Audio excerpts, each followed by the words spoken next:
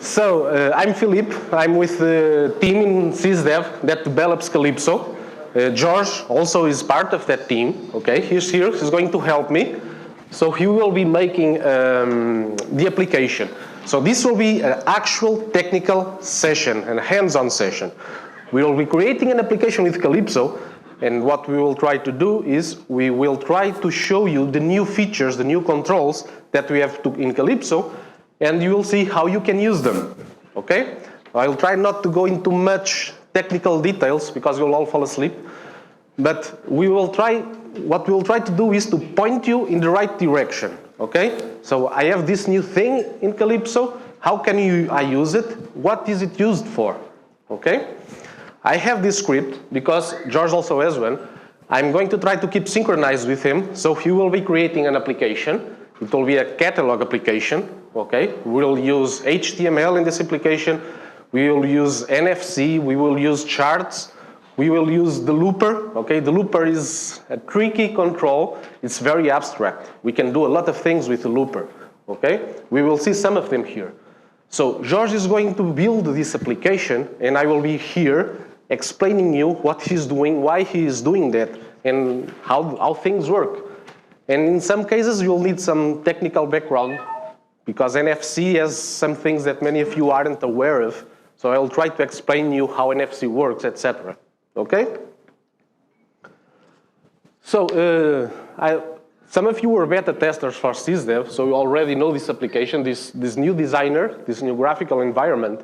But for the ones that did not test, this is the new Kalipso designer. So we tried to give it a modern user interface, and we also made a lot of work behind the scenes to make it faster, okay?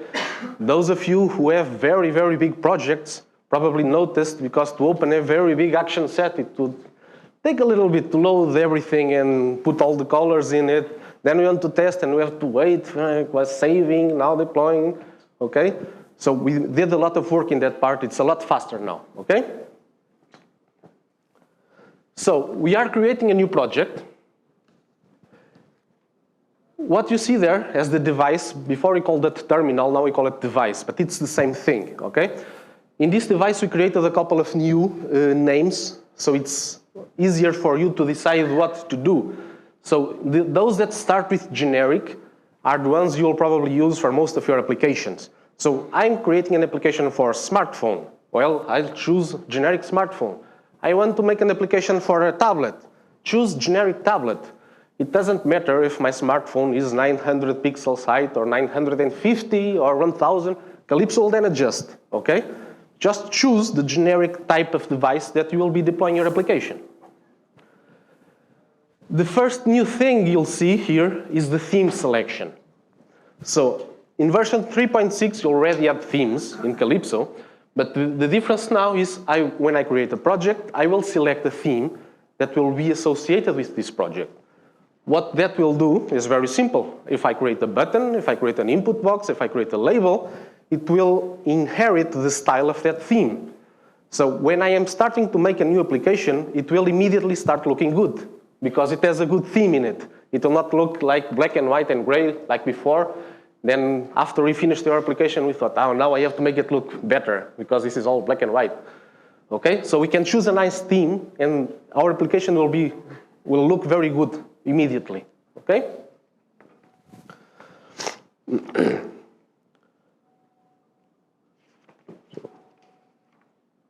So we'll create a new form in Kalipso. You will notice that we have some new options there. So in version 3.6, one very important thing, you only have maximized and you only have full screen. So all of the bars or none of the bars. So now it's independent. I can say, I want to show the title bar, but I don't want to show the system bar. Or the other way around. I don't want the title bar because it's ugly. I want to design my own title bar. But I want to keep the system bar, where's the battery indication, the network indication. So now those two options are independent, okay? You can choose what bar to leave or leave neither of the bars. It's up to you to decide it. And also, some of our customers were asking us about the navigation bar in Android. So if you noticed, on an Android device, some don't have the physical buttons for back and home, etc. So the Android places the bar on the screen, and you have less screen space available for you. So now that option, hide navigation bar, works on Android 19 or higher. I think it's KitKat 4.4. So before it wasn't available, but now if you choose that, what Android will do is it will hide the navigation bar, and you have the entire screen available for you. Okay? And if the user swipes the finger up, the navigation bar will rise, and you can go home, go back. Okay? And another important thing, keyboard. So in version 3.6, you had some work handling the keyboard. Yes, I put an input in my form. I click on it. I want to type some text. No, I cannot type text. I have to call setzip on. Then I have to call setzip off. The setzip, the function that opens the keyboard and closes the keyboard. So before, you had to do it manually. Now, this option here allows you to decide what happens. If you select it, it will be like in version 3.6. You have to do everything manually. If you don't select it, you say don't prevent an automatic display, you're allowing the operating system, Android and Windows 10, to decide if it should or not show a keyboard. Okay, if I press on the input box, it will automatically open the input box. I click on a button and it will close it because I cannot type on a button. So the operating system will work like you're used to in your smartphones. It does everything automatically for you, okay? So you should start using that option.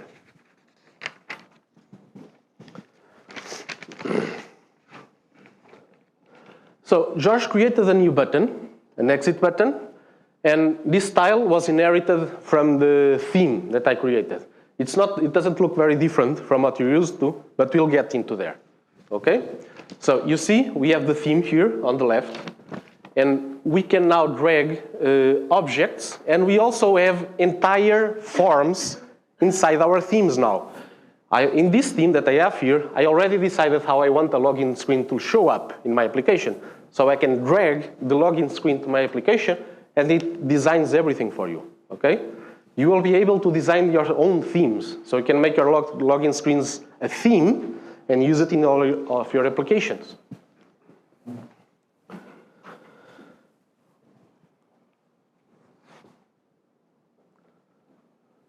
Okay? So you're changing the border. Let me see where we are in our themes.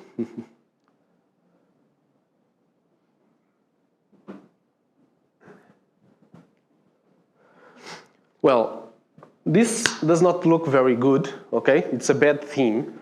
What we are going to do is we are going to our project properties and we are going to select another theme, okay? So we changed our theme. So our app still looks the same. Now, if I use new controls, they will be created with a new theme. But I can change the look of my app by dragging from the theme and say apply it to all forms. So if you press Control, drag it, and Kalipso will ask, okay, do you want to apply it to all the application? And now it starts to look better, okay? So what I should have done is I should have selected this theme when I created my project. So this would already look good when I made my first form and my first button, okay? So choose a theme, a good theme, when you start your application. So George is now going to change the background color of a button, and you see there's a new color picker. And the new color picker is also associated with the theme that you'll be using. So you see there, theme colors. When we created our theme, we say, okay, try using these colors. They look good on this theme, okay, for your objects. And you also have the usual latest colors available, okay? So this exit button I have here, I want to use it in my application, and it's different from the standard button. So I'm going to add it to the theme. So now my theme has two buttons available when I create the application. So whenever I need an exit button, I'll just drag the exit button from the theme, and the normal buttons will also be available. So it's this easy for you to create your own themes. You create your application and you say, okay, I like this that I just did.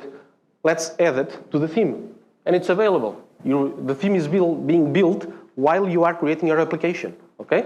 Just right-click the object, add to theme, okay?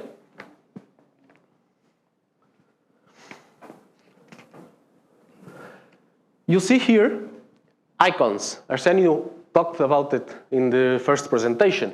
Our theme also has recommended icons, and we can just drag them to the application. So when you receive Kalipso, you receive themes, and you also receive a set of icons associated with the themes that look good on that theme. So you can make searches for icons if you need, and just drag them to the application, okay? And then it will create you a button to interact with your application.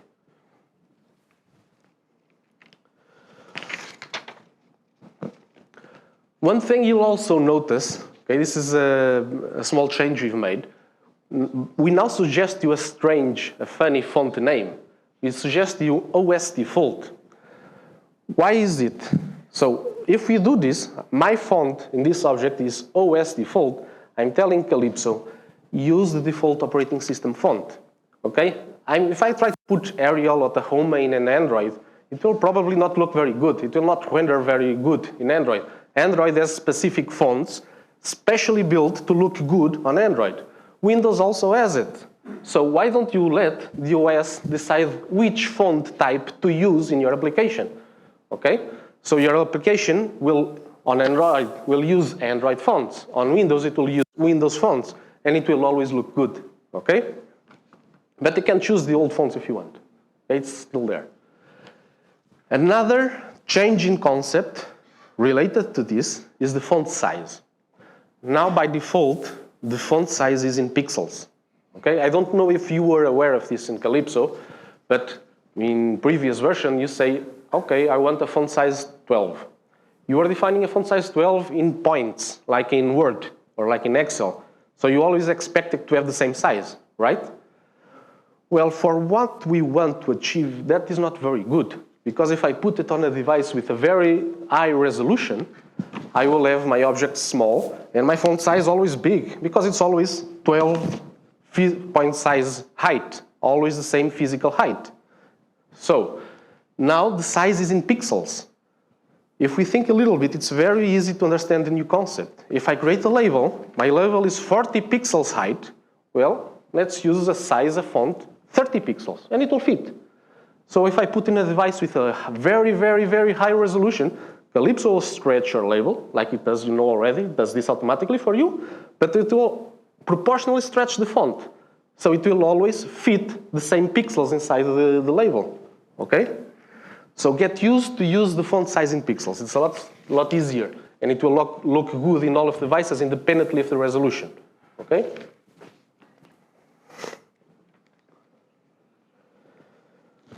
So now what George is going to do is going to connect to a database, and you see he selected the new option, OLEDB, okay?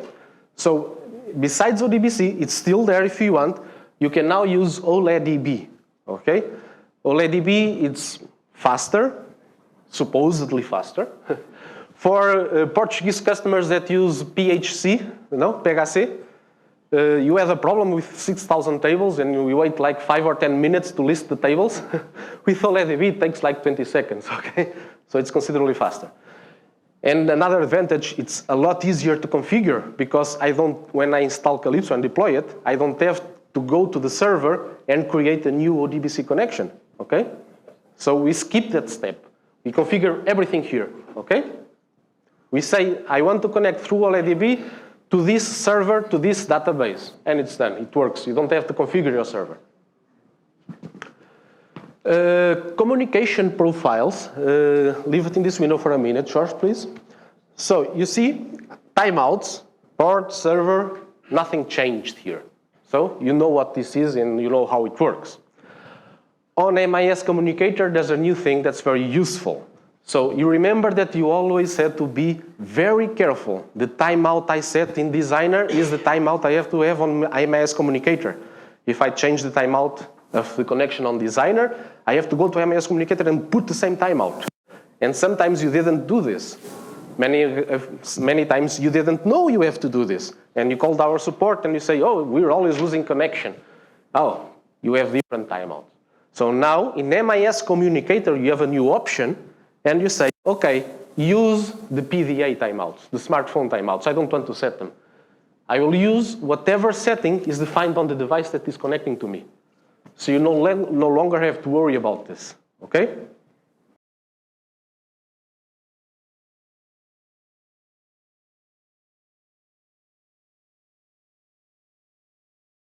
So we have the database, okay? You know how to do that.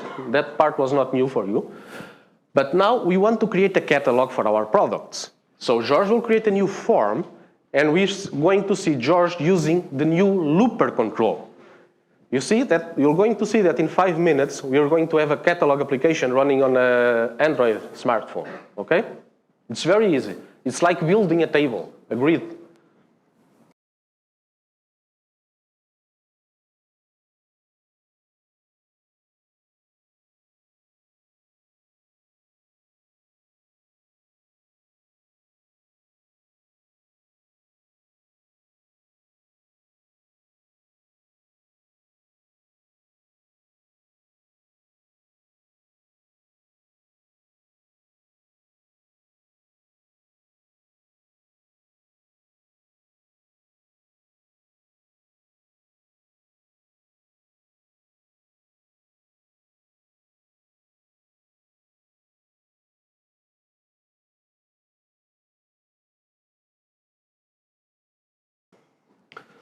So you see the Lopper control, you basically define it, okay, each object in my Lopper will occupy that space, and now you can put what you want inside of that space. You can put a label, you can put an input box, you can put a checkbox if it's true or false, you can put an image, you can put everything inside the Lopper, okay?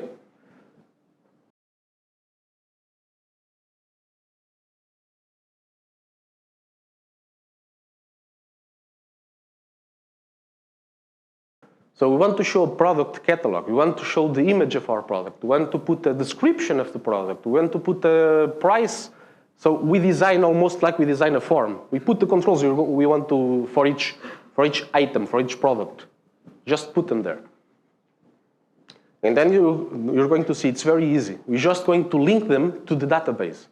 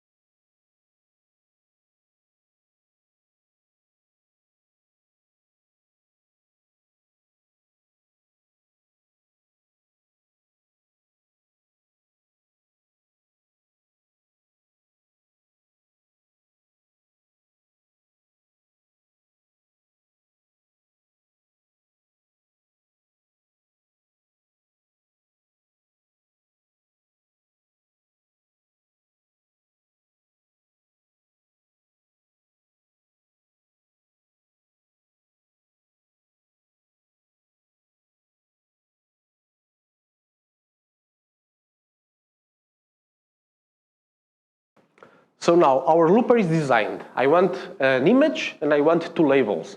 How do I put my data in it?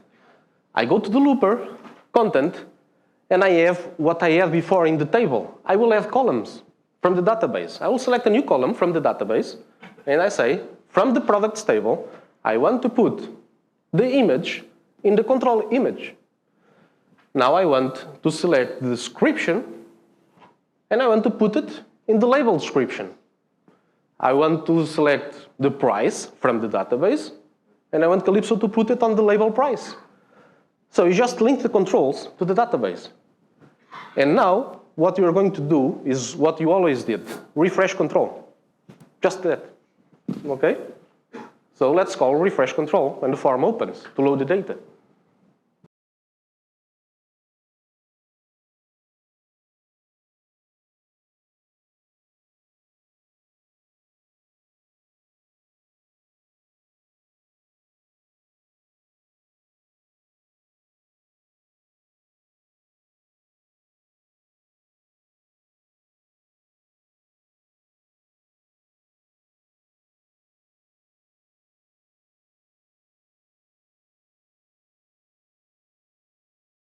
So this is the images that we're going to show in our catalog. George is going to copy them to the files to send. You already know what's that for. It will be deployed with your application.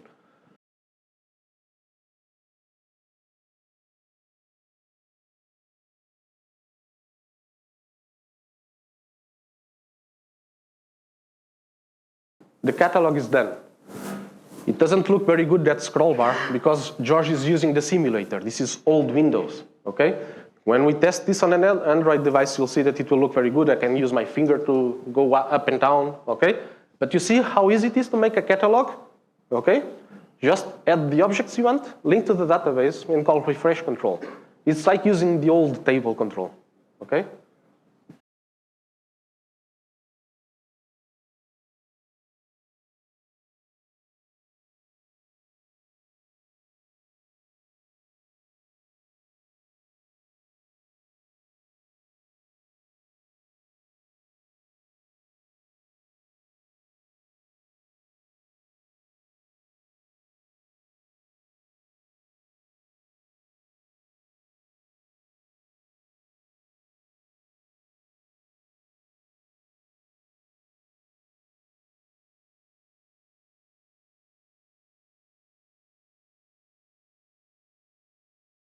The looper can have multiple columns, okay? I created a vertical looper. They can be horizontal if you want.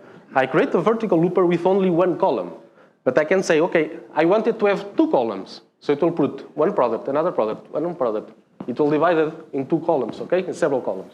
Or three or four or whatever you want, okay?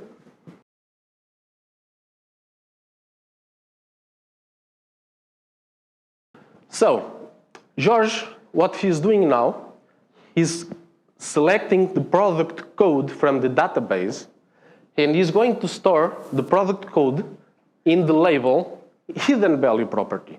This already existed in version 3.6. I don't know if all of you knew this, but all of the controls have a property called hidden value. It's a string. So I want to have access to the code of the product, but I don't want to show it to the user. Well, you could put a label and say invisible. But I can just put the code in the description label, hidden value, okay? All the controls have that option, okay?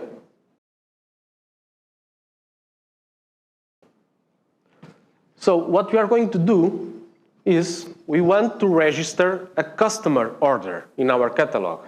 So George is going to put a button there, and I'm going to look for the products, click on the button, and I want to insert a record on the database. I'm creating an order from my customer.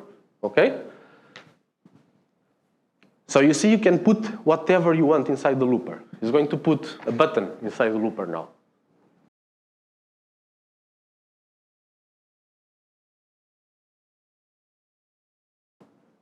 And so when I click on the button, what do I have to do?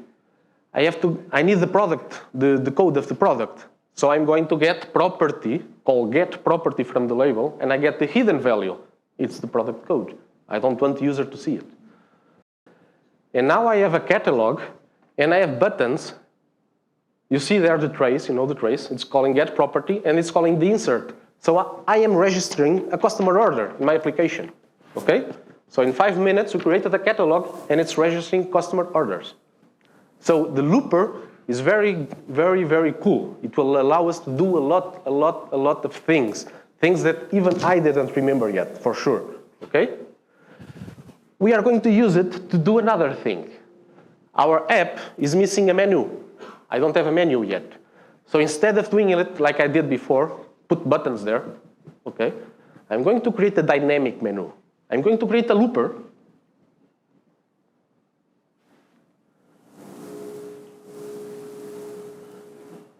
And I will put a button in it, okay? Very simple.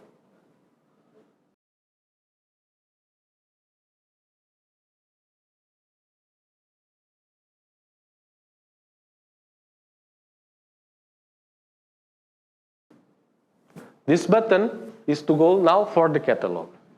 So before, I would put a button and call show form catalog. Now I have the button inside the looper.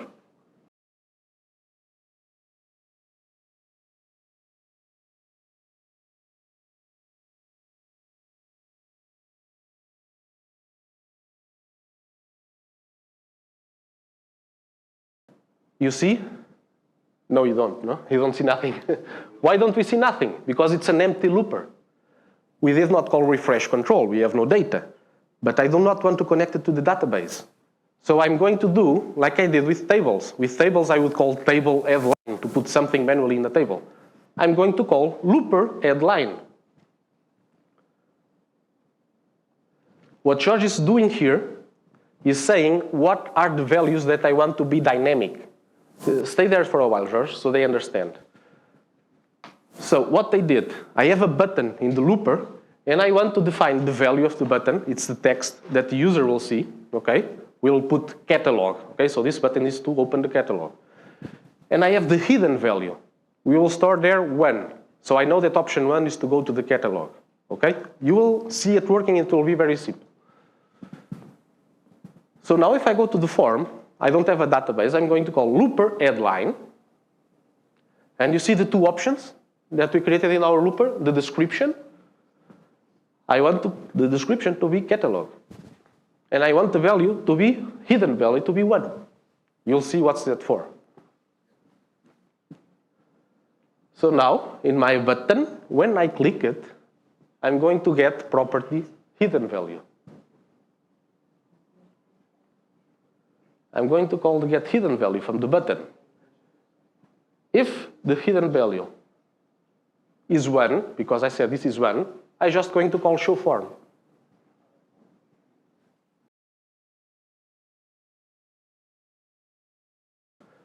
We called looper add line, so we're going to have a button in our looper, and if you click it, it opens the form, okay? Now if I had to have more options to my menu, I will just call again looper add line, and I have a new option in the menu, okay? What we're going to do now, we are going to create a form to show our product details, okay? I want to open an entire form, see the code, the description, the price, the image, etc. Okay? George is creating a new control, a new form. So you are used to using planes in Kalipso already, yes? You already use planes. Now we can define a title in each plane, okay? So if I'm in plane 1, show this title. In plane 2, show this title. In plane 3, show this title, okay? If it's empty, it will just use the main title from the form.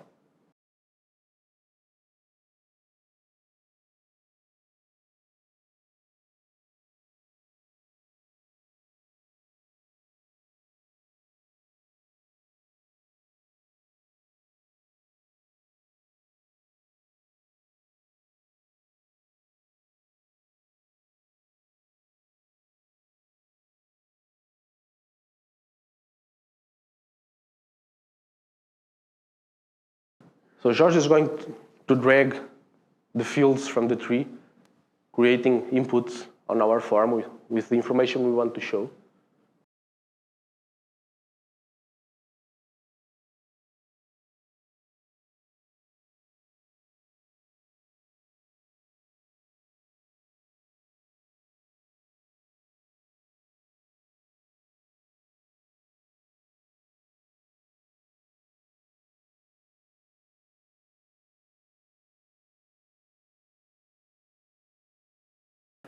One new thing that I can tell you about while George is creating input boxes. Before, input boxes could be enabled, disabled, okay? Now we can control 3 states in an input box. It can be in normal state, enabled, it can be disabled, and it can be read-only, okay?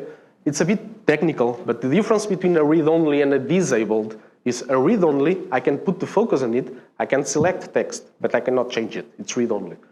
If it's disabled, it will be almost like a label. You can't even put the focus in it, okay? So we now have those options in the input boxes.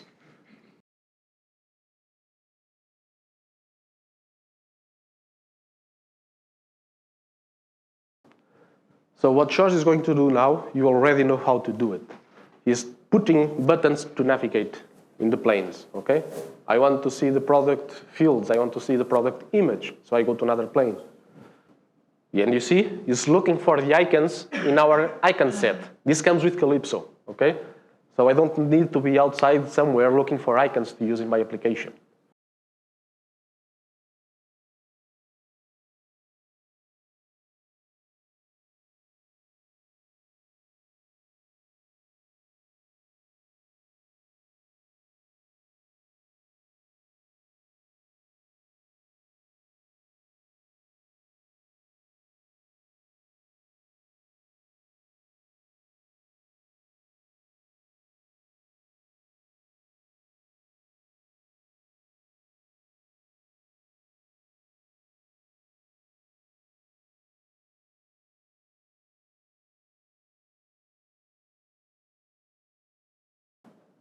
And now we're going to add a new image control to show the big picture of our product.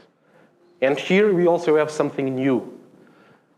He's going to put an image, and he's going to select pinch and zoom, not proportionally stretched. So now we can have images with pinch and zoom. So if I'm on Android device, and I can zoom in on the image, zoom out, swipe left, swipe right, do all those cool things with images, okay? And we also have customized borders. So I'm going to put an image with rounded corners in my border. I can change the color of the border, the thickness of the border, okay? I can also do that with labels and input boxes, okay? So the border can be customized by you with round corners now. It looks much better. So you see in the corners of my border of my image.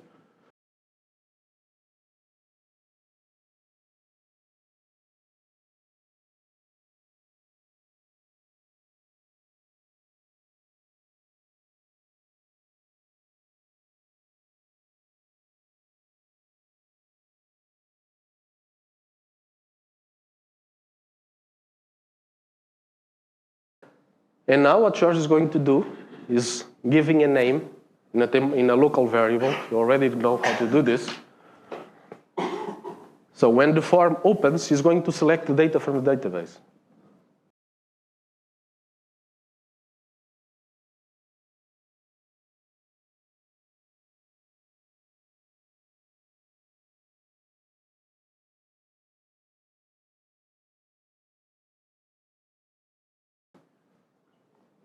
So now what George is going to do is, when I click on my catalog, on the image of the product, I will want to open the other form, okay? So we are creating a catalog with our scroll of products and all kinds of interactions. Create a new item in the order, open the form to see the details. So he's doing the same thing. He's getting the hidden value that has the code and going to open the form. I think all of you already know this, no? When I call show form in Kalipso, I can pass in parameters. I will pass in the code that I want to be displayed. So I don't have to use global variables to do this, okay?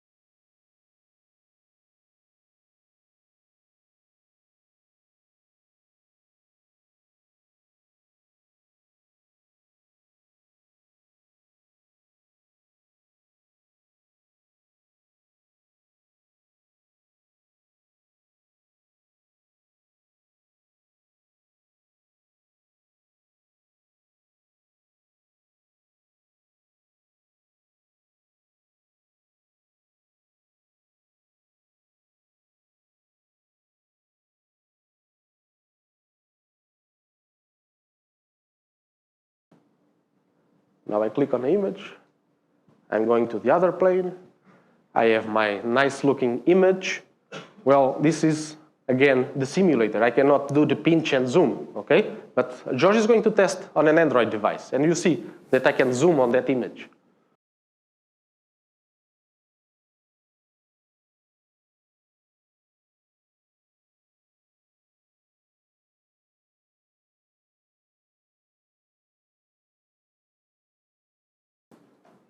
So you see now the same application. The looper looks much better. You don't have that ugly scroll bar, okay? So you can scroll and you don't have the ugly scroll bar. If I go to the image, I can zoom in on the image. George is doing it on the screen of the smartphone there, okay? So you can now do this with Kalipso also. It will also work on the new Windows 10 client for Kalipso. So if you have a Windows Phone 10, you put Kalipso, all of this will work, okay? We will talk a little bit more about Windows 10 later, but you can already install it on Windows 10. So now, to complete our product, the form of the products, George wants to show a video of our product embedded in my application. I don't want to go out of my application to show the video. So George is going to create a new plane. He already did it. And he's going to use the new HTML viewer control, okay? So you have a video somewhere. I don't care where it is. You just need to have a link to the video somehow. It can be a local video if you want, okay? One note, the HTML control is not available for Windows CE, okay? They don't have it. So it's for PC, it will work, Android works, Windows 10 works, Windows CE it doesn't work, okay?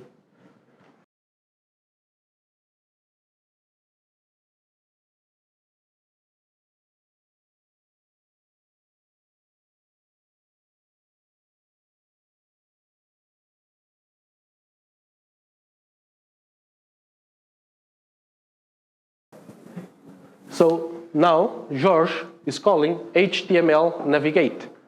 I want my HTML control to navigate to a video. He's going to use this link. And now George is going to use a new feature in Kalipso. He's going to call go to plane. He's now, instead of putting the icons very nice aligned, he's going to call the distribute option and an align option. Now he's just making them the same size. He's aligning them. Now he selects them all, and he's going to call distribute. And Kalipso will automatically distribute the icons with the same space between them. So you don't have to lose time counting pixels. Okay, this is in pixel position 5. This one will be in 10, so that one has to be in 20. Okay, just say distribute and Kalipso distributes. Okay? There's also a new event available. Many of you asked it. It's the plane changed event. So whenever I change plane, I have this event. What George is doing is, if by some reason I go away from plane 3, where the video is going to stop playing the video. Okay? Because if it has sound, I go to see the video, start some music, then the customer says, show me the picture again. You go to the picture, and you see the sound of the video in the background, blah, blah, blah, blah, blah, blah, blah. Okay? So George is using the new event. Plane changed, I went to another plane, so I will navigate to blank page. Stop playing the video.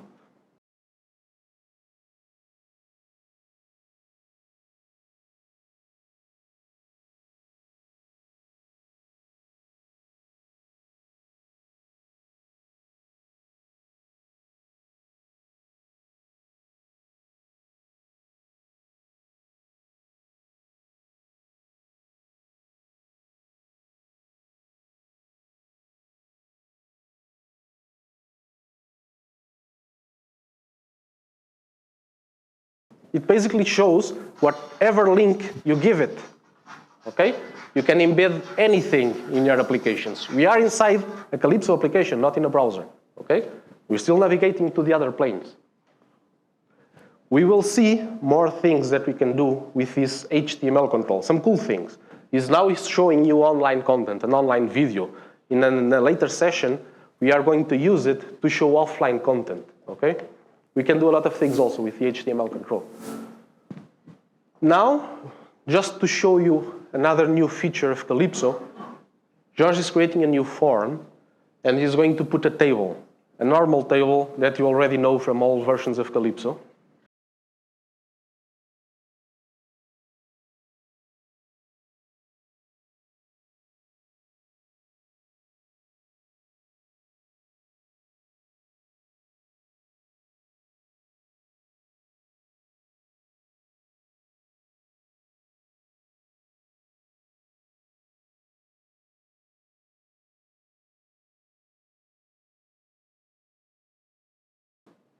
You see this as a new user interface. It's all rearranged. It looks better now. I go to details, and I'm going to say the type is currency.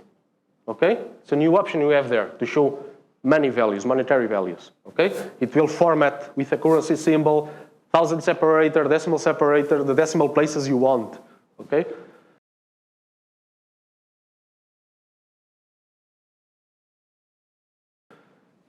How do you configure this? You go to the project properties, and you have now the new numeric settings. So I can say, what is my currency symbol? What is my thousand separator? I want to show this with 2 decimal places. I want to show you with no decimal places. It's up to you to decide how you're going to show your money values. Okay? That's all dynamic now. If we go here, I'm going to change it back to numeric, and you see, 1000 separator, it has a keyword, you know, keywords in Kalipso. So there are new keywords to dynamically access those values if you want to do it all manually for some reason, okay? So if you want to show a message box with the currency symbol, you just use the keyword CCY symbol, okay? And you can also change these settings dynamically in our application. If you're making a multi-language application, I want to show euros, I want to show dollars, I can dynamically call set project parameter and change all of those settings, okay? So all of this is still multilingual.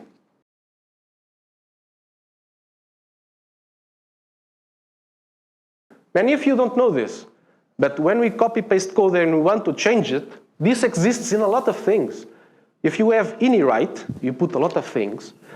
Oh, now I want to call ini-read, I have to retype it all? No, I copy-paste the ini-write, convert to ini-read.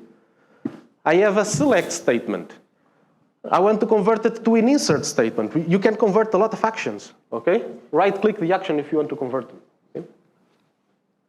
So you see, if I'm testing, I have a dynamic menu. It's very easy to add new options to our menu. So, 2 options now. Imagine that I wanted the products option to be an optional feature in my application. If the customer does not have bought that module, what were you doing now? You're putting that button invisible or putting it disabled. Then your application will have a hole in the middle where you remove the button. Now, if I want to do that, when I call looper headline, I put it inside an if. So if the user doesn't have that option, the button does not show there. And you don't have holes in the middle of your menu, okay? A new form, we want to show you another new thing in Kalipso. We want to show you how easy it is to add charts to our application. So we're going to add statistics to our catalog, okay? Just created a new form. And now I want to show a bar chart with the sales from 2015, okay? In this product I sold that much, this product I sold that much, this product I sold that much, okay? We'll create a chart to show that, a bar chart for now. All you have to do is say, on the database, where is the information? Okay, I have a table sales history. I have a column with sales value. That's the value for the bar. And I have a column with the name of the product or the code. Just that, okay? It's going to filter. I only want to show 2015.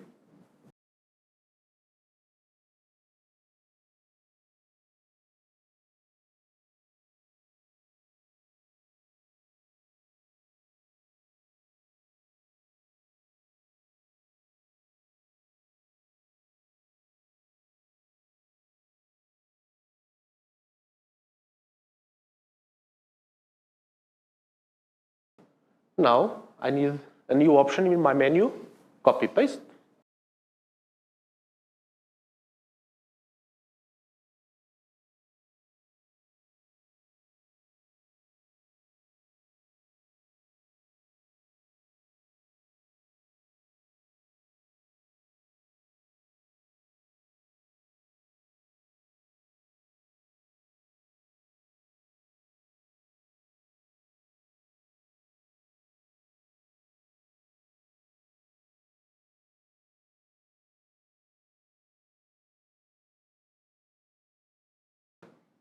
Let's make this a little bit more complicated. I was just showing 2015. I want to show several years, okay? 1 bar for each year for the products. This is called a multi-series chart. So all I have to do is, okay, I want a multi-series, and the series column is the year.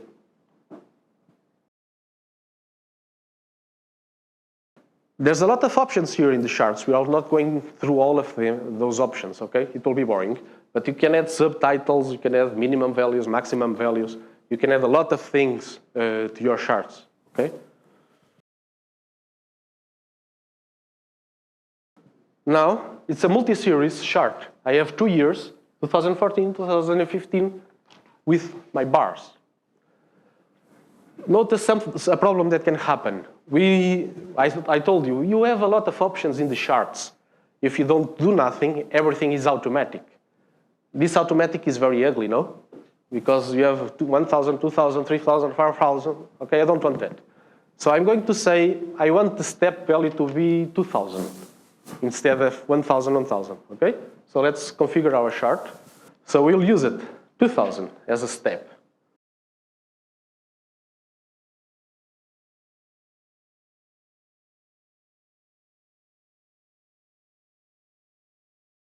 See now? Looks good, no? So automatic things are cool because we don't have to do anything, but sometimes they don't look that good. So you might have to change some settings in your charts, okay? Okay, just one more chart, okay? And we're over with charts because you're tired.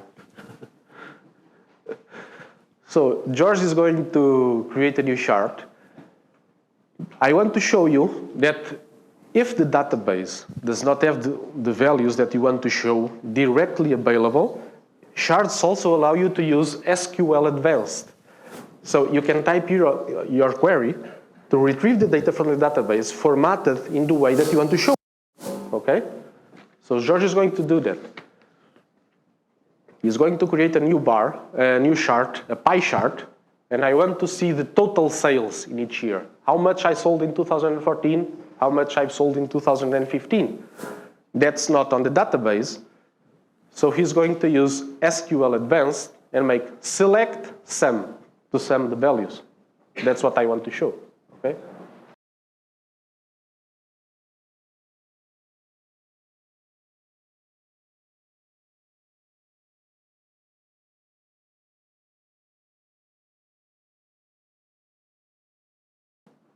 It's a pie chart.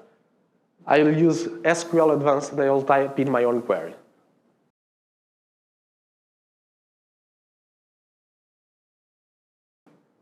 I want the year and the sum of the sales values for that year.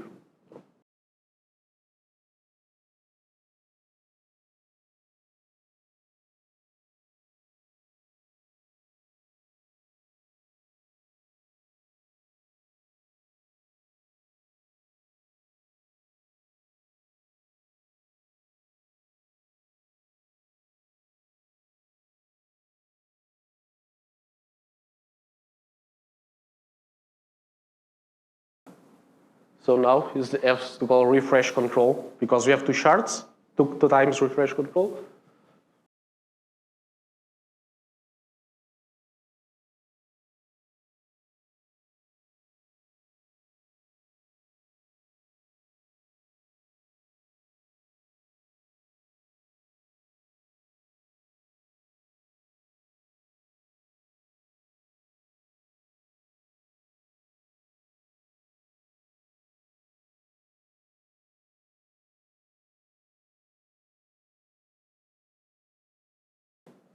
Now we have the pie chart. We should have chosen better colors for the fonts, but we have the pie chart with a query that you've written manually, okay? I think I'm tired of charts and things like that. Let's see something moving, no? Let's talk a little bit about NFC, yes? So what would be cool, I have a couple of NFC tags there. So imagine this is an NFC tag, okay? They are smaller. Imagine this is on a product, okay? So I'm going to tap my phone into this NFC tag, and I will open the product form, okay? We're going to do it very quickly. It's very easy. So before George starts doing the application, I have to explain you just a quick thing about NFC. I don't know if you know or you've investigated a little bit about this, but an NFC tag in the NFC standard, it's not like RFID tag. If you have an RFID tag, you write bytes in it. You read bytes from the tag, okay? That's not how NFC works. NFC works based on a standard called NDEF messages, okay? NFC, data exchange format, okay? So if I want to write something into a tag, I will send a message to the tag, okay? It's called an NDEF message. An NDEF message can have records, one or more records. So imagine it's like a table on a database. I have a table, and I can put records inside that table, okay? So what we are going to do is we are going to create an NDEF message, and we are going to put a record in it with the product code, with the text. It's the product code that I want to open. So let's keep it simple for now, okay? But for you to also know, an NDEF record has a type associated. We are going to use text. It's plain, very easy to use. But NDEF record can be URL type, okay? So if I use Kalipso, I can use Kalipso, write an URL inside a tag. Now if I get this tag close to any smartphone you have, it will open that URL, okay? Because Android and Windows 10, they'll detect, oh, and then def message. Oh, a record of URL. Let's show that URL in our browser, okay? That's why it's standardized. Everybody knows what an NDEF message is, what an NDEF record is. And if I say this is an URL, everybody in the world knows it's a URL. You probably want to show it, okay? I don't know, we don't see it a lot in Portugal, but out there, if you go to London, if you go to Paris, in the subway, in trains, you start seeing small labels on the screen of the train and says, tap here your phone, and you tap it, and you go to the web page of the guy that put that. So what they did was just this. It's an NDEF NFC tag, and it has an NDEF message in it with the URL, okay? Because everybody knows this format, okay? So this is just so you understand that we are not going to write bytes in that tag, okay? You don't have also to worry about how do I build an NDEF message? Oh, that's complicated. No, Kalipso has the options for that. So George is just going to call create new NDEF message, put in the text, and that's it, okay? It will be very easy to use in Kalipso, okay? So let's start. So George is going to use a new type of checkbox, a switch button, okay? I don't want that old-fashioned checkbox that we click, click, click. You want a switch button, right and left, on and off, okay? But it's a checkbox, it's true and false, okay? So I'm going to put a switch button to turn off my NFC reader on and off, okay? So it doesn't drain batteries if I don't want to use it, okay? So George is simply calling NFC connect. Let's connect Kalipso to NFC reader. And I'm just going to select a variable, okay? That variable has one purpose. If I pick up my smartphone, I get it close to a tag, that variable will have the message that the tag sent, okay? So when I disconnect, I call NFC disconnect. Just this. Now NFC is working on my phone, okay? So you see the new switch button? It's a checkbox with a different user interface, okay? It's true and false.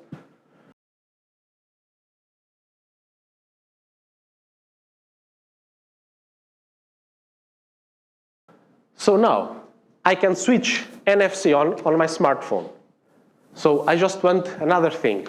When I tap an NFC tag, I want to know that I tapped an NFC tag. So we have a new event in there.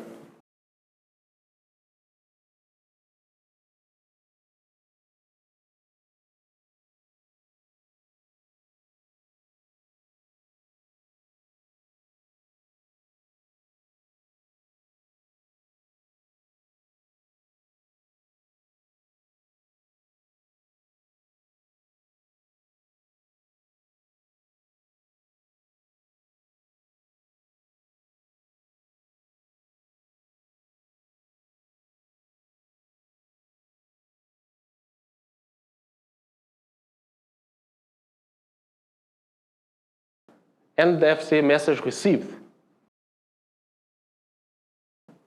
So the only thing I have to do there, because I already have the message on my variable, okay? I'm just going to call NFC parse message. And I say, okay, the message is in my variable, and I want to retrieve the text from the first record. Just this, okay? I have an NDEF message, remember, several records. To keep it simple, we'll select record 1. And I say, okay, give me the text. and it will be stored in that variable. So what I have in that variable right now is the code, the product code. I'm just going to open a form, okay? If you want to check if the product exists before opening the form, you can do a select first.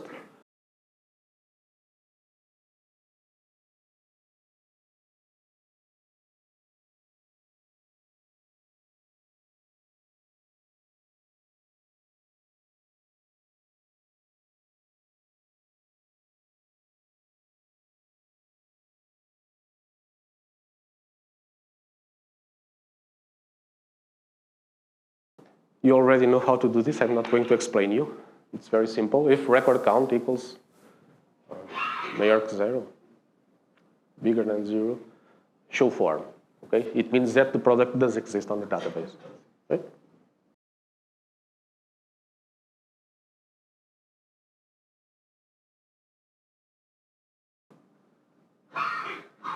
Fingers crossed. Huh? Everybody? Let's see if it's working. Okay, George is going to test on that Motorola device, TC55. It has NFC in it. Okay, your smartphones, if they have them, we can install the app in your smartphone and it will do what he's doing right now. So he has a smartphone on his hand.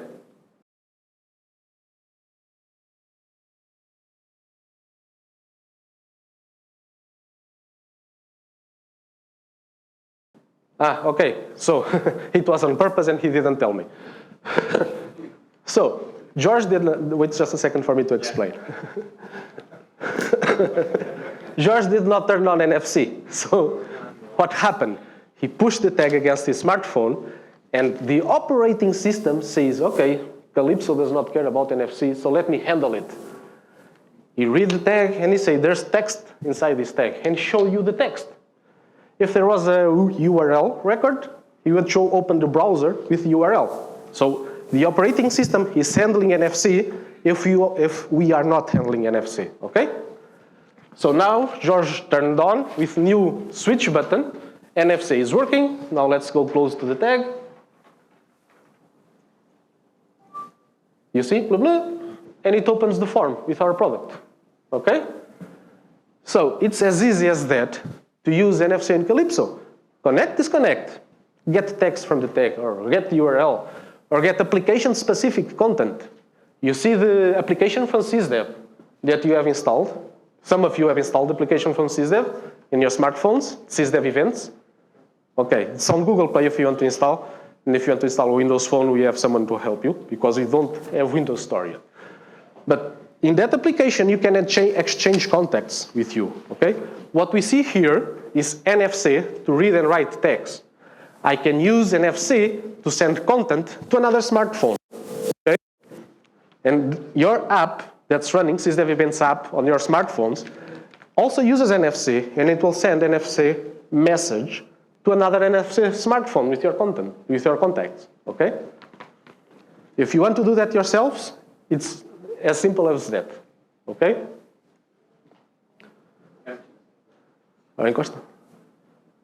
Can you hear it? Boop, boop. George has an empty tag. So that tag has nothing written on it. So let's write a new product code into that tag so it starts working, okay?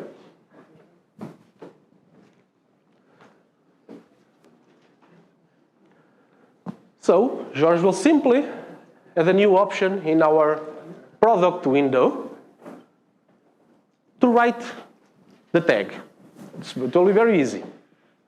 So a new button George is creating. So what we need to do, we don't write bytes in the tags. We create a message. So George is calling create message, okay? And I want to create a type of text. So George is going to change to text type. I want to write text in it, okay? The text I want to write is the product code, okay? Just that. The message is created. Now, I am going to publish my message. This is also a little bit of a new concept. Okay? So George is calling, start publishing the message I just created to a tag, to another tag. Okay, I want to write it on a tag. So just wait a little bit, George, for me to explain. So set publishing state, start. So this is a little different of how we do things with RFID. In every RFID, I say write, and the tag has to be there to write. Okay? So NFC, the concept is different. I'm saying publish my message. So my smartphone is now trying to find a tag to write. Where is the tag? Where is the tag? Where is the tag? I tap on the tag, and it writes the message there. Okay? And it will tell Kalipso, okay, I found the tag and I've written your message. Okay? So now Kalipso, or your smartphone, is trying to find a tag to write a message. Publishing state. Now we go to the form,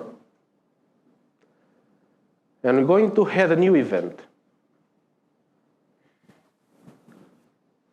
There's a new event there, NFC message sent. So if I find a tag and I write something in it, now I can tell the user, first, I will stop publishing because I only want to write one tag. I could write several tags. I don't want to. So I'll say, stop publishing. And I'm going to give a message box to the user. Okay, I've written to the tag. Okay, job done.